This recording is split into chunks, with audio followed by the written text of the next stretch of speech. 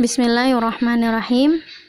Apa kabarnya teman-teman semua? Mudah-mudahan senantiasa dalam kebaikan, senantiasa dalam kebenaran. Di audio kali ini saya pengen berbagi insight yang saya dapat ketika saya mempelajari sirah Rasulullah SAW. Terutama ketika kita berbicara tentang proses bagaimana para sahabat Rasulullah masuk Islam. Sebagian di antara mereka ada yang langsung masuk, langsung percaya. Sebagian dari mereka ada yang masih mengatakan, aku mengikuti agama nenek moyangku. Meskipun pada akhirnya kemudian Allah melunakkan hati mereka. Ada yang masuk karena kelembutan hatinya, ada yang masuk karena logikanya, ada yang masuk dengan berbagai macam hal. Ya, anggaplah kita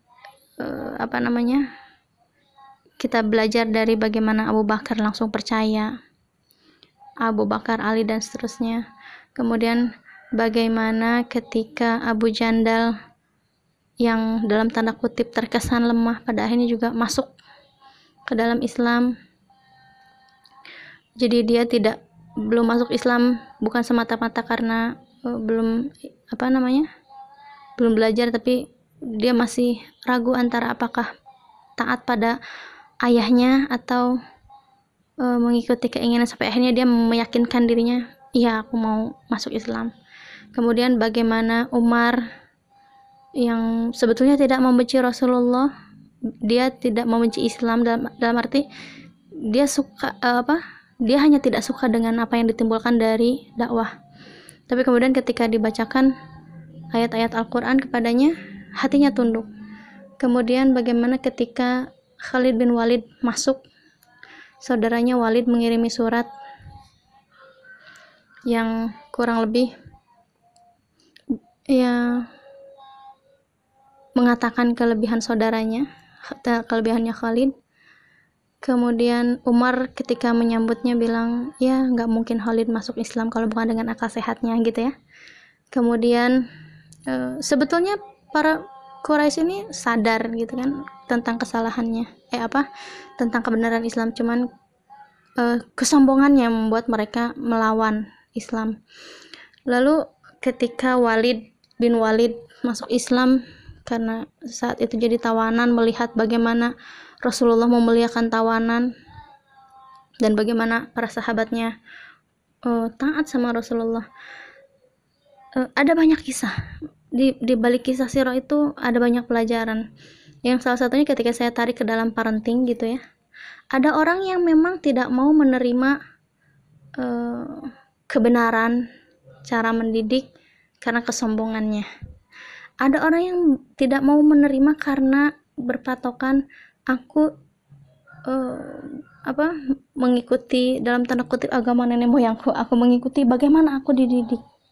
Bukan berarti salah ya, tapi kalau misalnya ada yang salah seharusnya diperbaiki. Kemudian ada orang yang memang menutup diri sama sekali karena tidak mau terganggu, nyari aman dan sebagainya. Ada juga yang memang mereka lemah. Ada juga yang memang kemudian Allah berikan kemudahan untuk menerima kebaikan. Maka kalau misalkan teman-teman mendapati pasangannya, orang tuanya masih dalam cara yang berbeda dengan caranya kita, ya ikutilah bagaimana para as-sabiqunal awalun itu bertindak pada keluarga mereka. Tetaplah berbuat baik, tetaplah mendakwahkan dengan cara yang baik, tetaplah gunakan kalimat yang santun, doakan terus, jangan pernah putus. Toh kan mereka satu kepercayaan dengan kita, satu agama. Insyaallah semoga dengan begitu mereka akan dibukakan, oh iya ya, sebenarnya seharusnya yang diikuti adalah ini. Seharusnya beginilah cara saya mendidik anak, begini. Dan ya doakan terus supaya hati mereka dilembutkan, supaya Allah berikan hidayah, supaya Allah berikan taufik untuk kemudian menerima kebenaran, menerima kebaikan, kemudian melaksanakannya dan istiqomah di atas itu.